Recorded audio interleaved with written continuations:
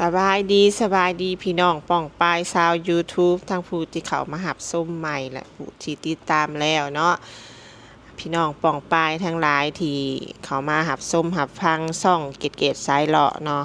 กะบ่ได้ลงคลิปหลายมือแล้วกะมื้อนี้กะจะมาลงคลิปหลายคนกะสิติดตามเรื่องการค้นหาอีก2 คนที่ยังติดในถ้ำอยู่เนาะอ่า ในมือวานนี้เฮาก็ได้เห็นทางโซเชียลก็ได้มีการลงว่าถ้ำนะมันได้ผนังถ้ำเนาะมันได้พังลงมาแล้วและที่นี่นะการที่กู้ภัยทั้งหลายจะเข้าไป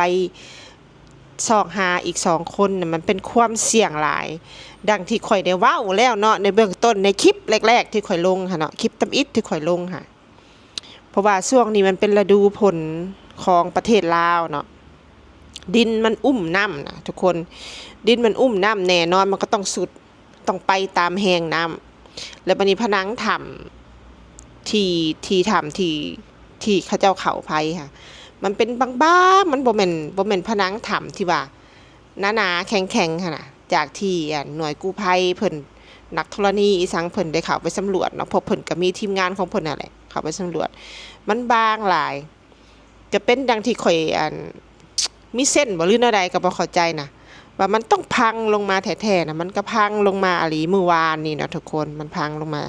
เมื่อวานนี่แหละทีมกู้ภัยของไทยเพิ่นก็เลยได้ถอนกำลังเนาะถอนกำลังจะกลับบ้านแล้วเนาะก็ยกภารกิจนี้ให้ทางกู้ภัยลาวเฮาแหละเพิ่นเองก็ได้ฝึกสอนเนาะได้ฝึกสอนได้ซ้อมเอาว่าซั่นซะได้ซ้อมเอา1ในนั้นก็มีอ้ายของเพิ่นที่ยังออกมาบ่ได้หั่นแหละเนาะที่ซ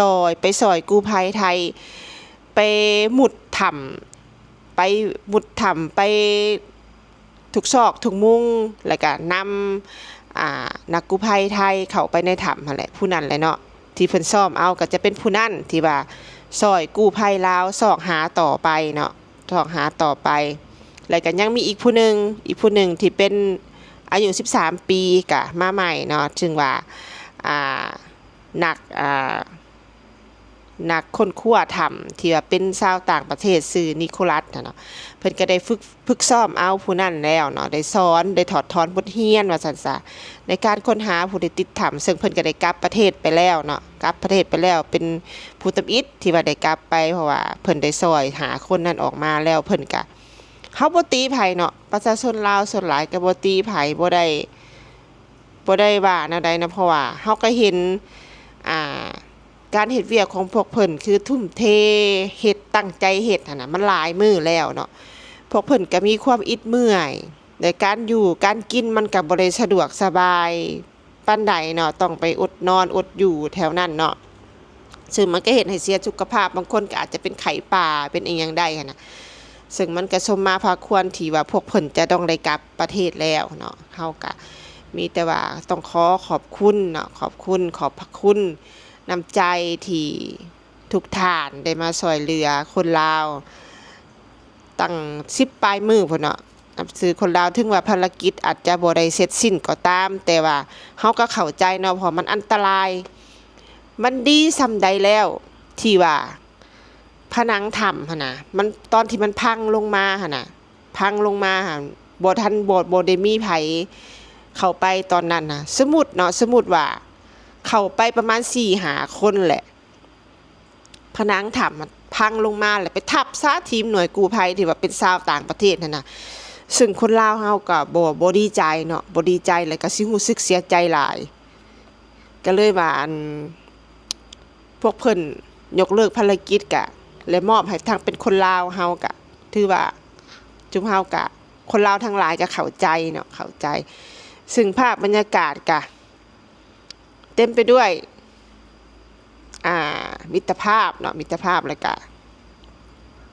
กอดกันนะแต่ละคนนะกอดกันซาบซึ้งแล้วก็ยังสงสารเนาะยังสงสารครอบครัวหรืออีต้นครอบครัวผู้ที่สูญหายนะก็จะเป็นเมียแล้วก็เป็นลูกน้อยที่มาเผาอยู่หน้าถ้ำตลอดเนาะจะเป็นเมียของผู้นั้นแล้วก็เป็นเมียของอีกผู้นึงเนาะแล้วก็มีลูกน้อยแล้วก็มีพ่อมีแม่หั่นแหละเนาะก็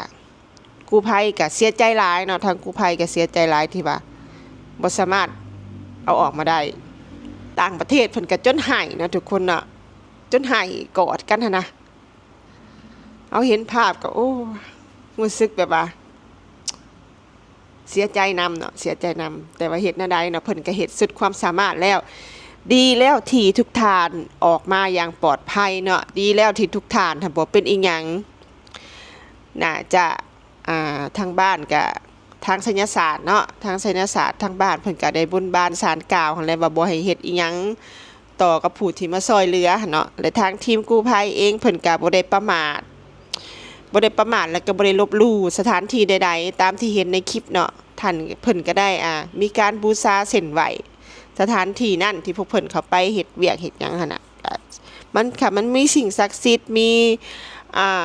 มีปู่เผาทรัพย์อีหยังหั่นน่ะเพิ่นก็รับรู้ได้ว่าผู้ใดมาดีผู้ใดมาร้ายหั่นน่ะแต่ในเมื่อถ้าหากว่าบุคคลนั้นน่ะเอาของเพิ่นไปแล้วบ่เอามาคืนน่ะเพิ่นก็อาจจะเฮ็ดให้หาบ่เจอหรือว่าจะเฮ็ดให้บ่ให้ออกไปจากถ้ำนั้นเลยมันก็สิอยู่ใกล้ๆแถวนั้นแหละคันในความเชื่อในความงมงายหั่นน่ะเขาว่าเพิ่นน่าจะบังตาทุกคนไว้บ่ให้เห็นเพราะว่ามันมีแม่เฒ่าหนึ่งเพิ่นออกมาเล่าเนาะเพิ่นออกมาเล่าเพิ่นก็ลงคลิปนี่แหละเมื่อคืนนี่โตเกตเองก็เปิดเห็นเนาะเปิดไปเห็นบังเอิญไปเห็นเพิ่นเล่าให้ฟังว่าถ้ำหันมีชื่อว่าถ้ำชื่อแท้ๆของถ้ำหันว่าชื่อว่าเจ้าฟ้าเนาะถ้ำเจ้าฟ้าซึ่งว่าในสมัยก่อนๆหันก็มีแล้วมีชาวบ้าน3คนเนาะได้เข้าไปในถ้ำน่ะก็ไปหาของป่าเนี่ยแต่บังเอิญไปเห็นคำว่าสั่นน่ะอันนี้เป็นเรื่องเล่าเนาะเรื่องเล่าหลายปีมาแล้วแม่เฒ่าน่ะออกมาเล่าซึ่งเป็นคนไทยบ้านนั่นแหละ3คนแล้วไปเห็นทองคำอยู่ในถ้ำหลายแท้หลายว่าน่ะแล้วพากันเอาออกมาเทื่อที่1แล้วยังบ่พอแล้วเข้าไปเอาอีกเทื่อที่2เลยเกิดการหายใจบ่ได้นะหายใจหายคอบ่ได้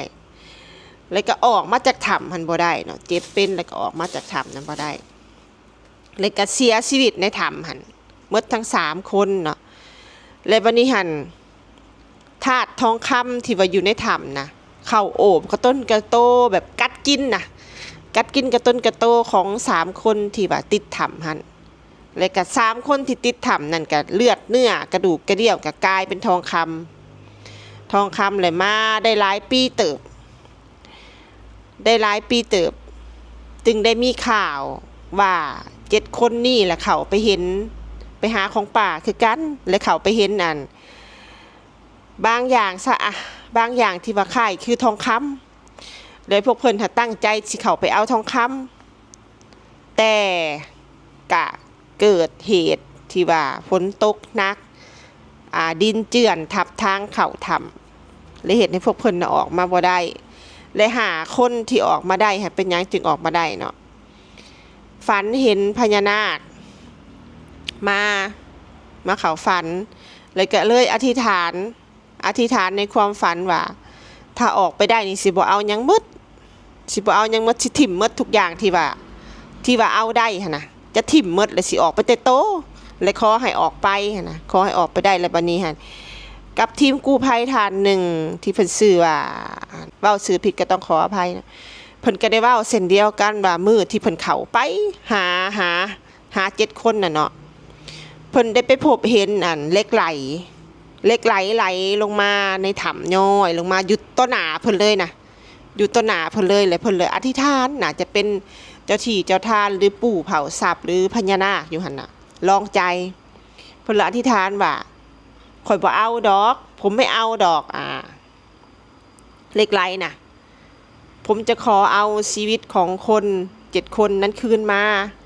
ขอให้เอาคน7คนนั่นน่ะออกมาให้ผ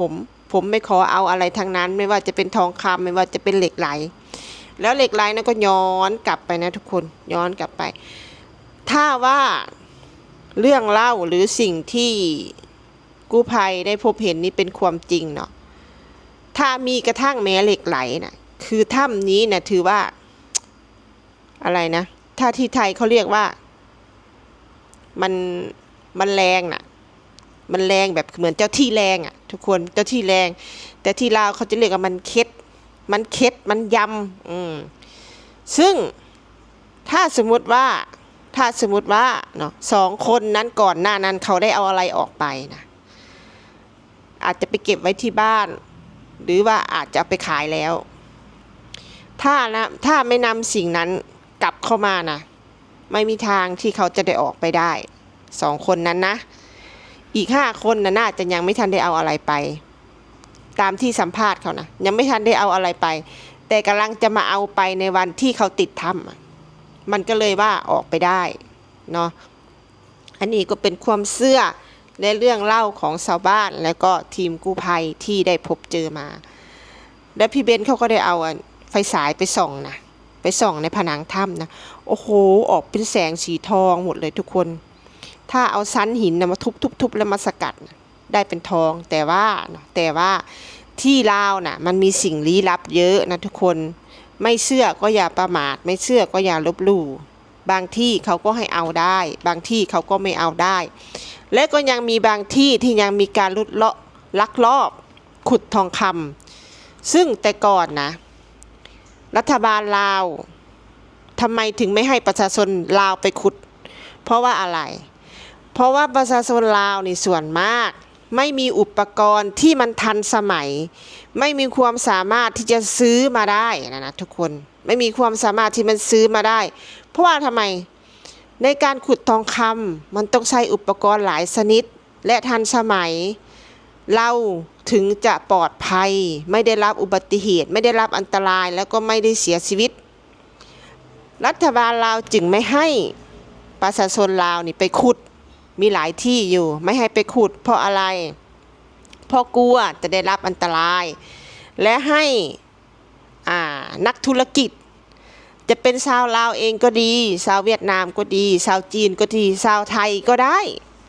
มาเปิดซองประมูลเป็นทางการและทำการขุดค้น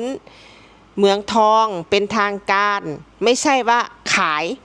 หลายคนพูดว่าขายประเทศขายทรัพยากรตัวเองมันไม่ใช่มันเป็นแบบนี้แหละถ้าเกิดอันตรายมาก็เดือดร้อนกันทุกคนเห็นไหมเดือดร้อนแม้แต่ข้ามประเทศไทยไปเลยต้องได้เอากู้ภัยที่ประเทศไทยมาช่วยเหลือต้องได้เอากู้ภัยจากแคนาดาญี่ปุ่นจากฝรั่งเนี่ยมาช่วยเหลือเนี่ยแล้วก็ยังมีข่าวนะที่ดินถล่มทับชาวบ้านที่ไปลักลอบขุดทองคำพื้นที่ตัวนั้นน่ะเขาให้นายทุนหรือนักธุรกิจน่ะไปทำแล้วแต่ชาวบ้านน่ะไม่ยอมบอกว่ารัฐบาลเนี่ยไม่ยอมให้ประชาชนได้มีอยู่มีกินหาอยู่หากินว่าซั่นเด้ให้แต่พวกนายทุนต่างประเทศรัฐก็เลยปล่อยเลยอยากไปทำกันนะก็ไปทำแล้วทีนี้เป็นยังไงดินถล่มทับมีแต่ข่าวว่าดินถล่มทับเพราะคุณมีแต่มือน่ะเพราะพวกเจ้าน่ะมีแต่มือมีแต่จกมีแต่เสียมพวกเจ้าเอามือไปขุดเอาจกเอาเสียมไปขุดแถมยังเอาลูกน้อยไปนำเลยเอาไปเฮ็ดหยังบ่ฮู้บ่มันอันตรายนะเอาไปเฮ็ดหยังเลยดินกระทับลงมาเนี่ยมันเป็นสั้นจังซี่เนาะเป็นสั้นอย่างนี้แล้วก็คนอยู่ตรงนี้น่ะไปขุดนะทุกคนไปขุดนะขุดเป็นรูลงมามันก็ถล่มลงมาสิทีนี้ก็ลำบากอีก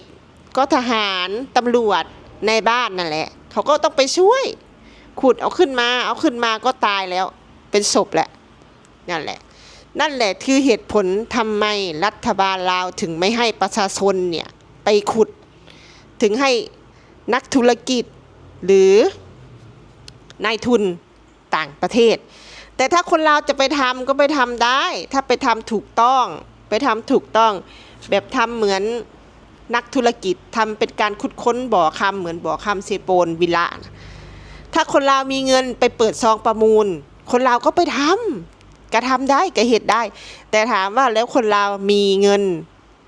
ส่วนมากส่วนหลายนะมีเงินไปเปิดซองประมูลบ่ไปสัมปทานบ่คนลาวก็บ่มีความสามารถไปสัมปทานและชาวบ้านอยากเฮ็ดจริงๆนะอยากทำจริงๆนะแล้วทำไมชาวบ้านในบ้านนั้นไม่รวมตัวกันแล้วเอาเงินน่ะไปเปิดซองประมูลแล้วก็ไปซื้อ เครื่องมือขุดค้นที่มันได้มาตรฐานและปลอดภัยต่อชีวิตนะออกเงินกันเลยแล้วก็ทำได้เท่าไรก็แบ่งกันภายในบ้านนะอันนั้นจะปลอดภัยมากเนาะอันนี้ก็เป็นความคิดส่วนตัวนะเป็นความคิดส่วนตัว